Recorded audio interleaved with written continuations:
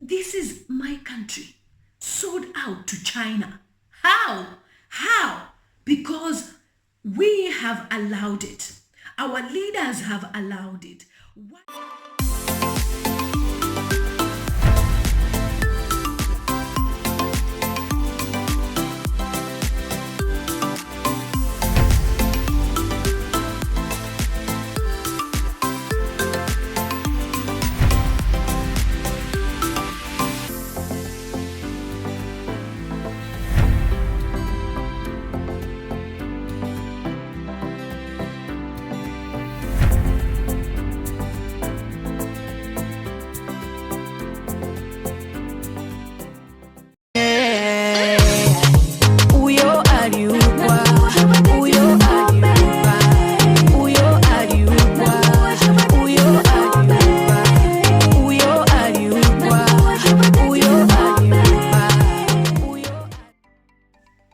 Hi guys, it's a girl lilymutamztv, also known as Z, girl from Zambia. If you're new to my YouTube channel, please subscribe so that each time I upload videos, you will be notified that Z has uploaded a video. And please share my videos so that my stories can go viral, at least they can be trending somewhere, and other people who don't know what we are talking about can also get to know more about what's going on. So we started a series talking about what's going on in China and how the Chinese have been treating Africans negatively, and we've also seen presidents from Africa reacting. The Guinean government has shown their own efforts of putting the Chinese in their place. And now we have the president of Tanzania. Hey, now this one really inspired me. When I was reading about it, I was like, no, I have to talk about it. I just can't keep quiet about it. So I will be reading for you an article online that has been written with regarding the Tanzanian president, who has decided on punishing the Chinese in his own way, guys. So according to the article, the president of Tanzania stated that only a drunkard would accept these terms. The president of Tanzania cancels what he calls Chinese killer loans worth 10 billion. What? How did the president borrow up to $10 billion? This is how our African leaders are trapping our countries. Honestly, I was shocked when I read 10 billion is not just like any ordinary loan. Anyway, let me read this article. So basically, the article says China has often been accused of luring the poor African countries in its debt trap by providing them so much loans needed for infrastructure projects. For those of you who watch my videos, I have stated that that's what the Chinese come to do in Africa. Like in Zambia, for example, they've offered to build roads, and they're also working on our international airport, and they've built hospitals as well. So this article is saying that the Chinese offer loans by doing what? Providing infrastructure projects for African countries, and then they control them when they fail to pay the debts off. Of course, we know African countries can't afford to pay the debts off, because in as much as the leaders get a lot of money from, say, natural resources, in as much as leaders take monies from natural resources, exports, and taxes, we don't see where the money goes. Yeah, you know that. Anyway, so the article says Tanzanian President John Magufuli has cancelled a Chinese loan worth 10 billion signed by his predecessor Jakaya Kikwete to construct a port at Mbengani Creek in Bagamoyo over terms and conditions that he said beat the logic. Magufuli said that the terms of the Chinese loan agreement could only be accepted by a drunken man. Now, at the end of this video, I'll also be playing with you an audio from a gentleman in America who was talking about how the Chinese have been targeting Africa a lot because they know that Africans are, a bit blinded by the whole truth of the Chinese being our savior. They've learned the way the olden days of the colonial times, the way Africans, we were colonized. So they've come in a different way of offering us loans to do this and that. They've come as our saviors, but they are not really our savior. They are there on a mission and to take over the land of Africa. Now listen to this. So according to the article, his predecessor has signed a deal with the Chinese investors to build the port on condition that they will get 30 years guarantee on the loan and 99 years uninterrupted lease, according to the local media reports. Now, another shocking demand made by the Chinese and accepted by Jakaya administration was that the Tanzanian government will absolutely have no power to raise concerns on whoever invests in the port during this period. Dubbed as the killer Chinese loan, several organizations and African citizens have demanded then that the president to cancel their agreement. I don't even know who signed such an agreement. 99-year lease, 30 years. It's like you are selling your country. I mean, by 99 years, you'll be dead. Whoever will take over, we don't even know if you'll be able to repay. So you're basically selling the land to the Chinese. So the article also further adds that, however, after coming to power, the President Magufuli initiated the renegotiation process and pressed the investors to bring down the lease period to 33 years instead of 99 years. So the person who was there, the previous government, signed a 99-year agreement to say, you've gotten a loan from us, sign 99 years. I mean, whoever will be in power then will even be dead by then, 99 years. So meaning they basically just want to control the African land. So Magufuli administration also made it clear that there will be no tax or utility exemption for the Chinese. Good. Now that's the president.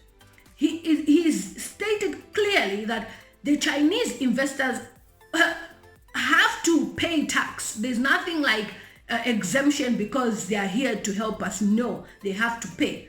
And they will need government approval to start operations at the port. So whatever port they're creating in Tanzania, they needed approval first, and there was nothing like tax exemption. They had to pay tax. However, the investors didn't meet the deadline issued by Magufuli government.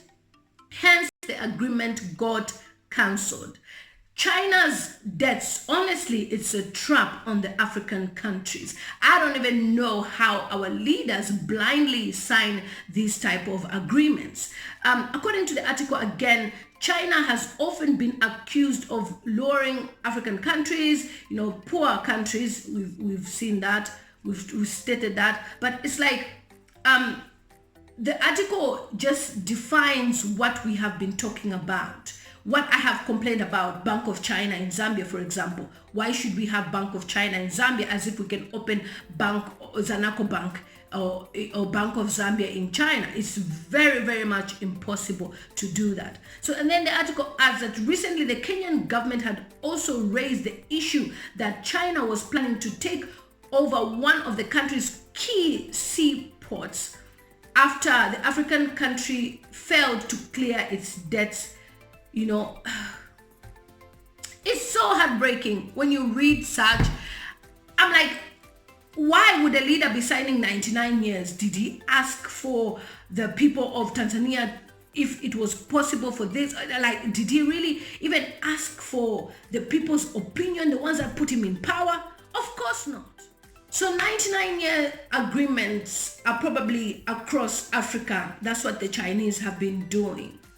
In my country, for example, Zambia, I have seen loads of Chinese businesses. Chinese people are owning land. In fact, in Zambia, before I even came to this country, for example, about 16 years ago, land was so affordable. You could easily buy land cheaply. But now, land is expensive. So I was asking my sister who's into real estate, selling of land. I was asking her, why is the land so expensive? And she said it's because of the Chinese. The Chinese people buy land like massively. And because of that demand of the land, the prices of the land has gone high up in Zambia. And then there's a video that I will share here of the Chinese who've been found in Johannesburg, and they were illegal immigrants. There's another video that I talked about, which was coming from Kenyan News TV. I was just scared to share because of copyright claims. I wouldn't want any problems. So that video basically just shows how the Chinese have been fraudulently forming like WeChat kind of organization. So that TV program was just airing how the Chinese have been using mobile phones fraudulently. They use WhatsApp messages, and they have more like a mobile center. And it reminded me of my time in Zambia in 2018. I was in a town called Solwezi, and this place called Solwezi is like a developing area. But what's happened is the Chinese have formed businesses there you would never believe. There's a big piece of land, huge piece of land, where the Chinese are the ones who sell stones. The Chinese are the ones who sell cement, sand. They go and dig it somewhere in my country, where people in my country will say, there is no jobs in Zambia. We are suffering. Oh, the president is not good. The Chinese have found where you can get sand. And in Solwezi, there's this beautiful building sand. Amazing natural sand, which you just collect. In fact, when you're buying it from the locals, you buy it for like 20 kwacha, 30 kwacha. For those of you who want to know what that means, it's about, say, $2-3 a heap of sand, which you can fill up in your trunk. But these Chinese people are selling stones. In our country, they are selling sand, and they brought all the machineries to dig the stones, to do the sand as well, to exhume the sand from the ground, and they have their own trucks that they've brought in that weigh, the sand, if the sand is enough. And I'm thinking, they can't even speak English, and they're in my country. And we are the locals, the Zambians. And we are the Zambians, the locals. We were there going to buy sand from these guys, stones from these guys. Up to today, those people are still there. It's a business there in Solwezi. And then there was another place called Koza Lodge, which I was wondering, who runs Koza Lodge? It's a Chinese group of people who were supposed to set up a mobile company, telecoms company, but I think the government did not give them permission, because it was going to be a competition if they started that business. And Chinese would have outbeaten us. The Chinese would have outbeaten us. And the way these guys operate their lodge is so nice. And I'm thinking they've hired Zambians to work for them, and they are literally there. Even when they are cooking, they monitor them when they are cooking, when they are serving drinks. This is my country sold out to China. How? Because we have allowed it. Our leaders have allowed it. Why would the Chinese have so much access to our country? And day by day, the Chinese are coming into Zambia. day by day, the Chinese are coming into your country in Africa because our leaders have allowed them to come in. When one Chinese comes in, he brings another and another and another and another until there are many and they take over businesses in Zambia or wherever you come from. So the Chinese haven't been joking around. There was a time when our president, former president, he's late. Actually, he was the president, but he died whilst in office. Michael Chilufya Sata, may his soul rest in peace. He was talking about how we in the diaspora, because he came to the UK for an event, and he was just telling us that we in the UK, if we don't go back to Zambia and work on developing our country, we should never complain if they sell the land or they give the Chinese the opportunities to build Zambia. I remember that speech very, very well. And he was never wrong. They have made it a pact with the Chinese that the Chinese are the ones who are helping to develop Zambia. I remember there was even a debate on Facebook about which other second language can we learn in Africa. I suggested Swahili because I feel Swahili could have been an international language for all of us in Africa to learn. And one man who owns a newspaper company commented and said that we should learn Chinese. I was like, why? That we have to learn Chinese. So automatically you know that people have accepted the Chinese in our countries, and that is why they're not even bothered on what's going on. They're not even reacting on what's going on, because some of them may feel, oh, what are they doing there in China, these same Africans or black people that are in China? But what they don't understand is many people don't have opportunities. I was watching a video, I'm going to do a separate video, of a lady who was in Saudi Arabia, one of the countries, and she was killed because she went there to work as a maid and she was beaten badly and she ended up dying because there's no opportunities in our countries, and therefore we decide to travel elsewhere, and then we are humiliated and treated negatively. So anyway, that's all I wanted to say. Kudos to the president of Tanzania for saying no more on these loans. I'm not going to pay these loans.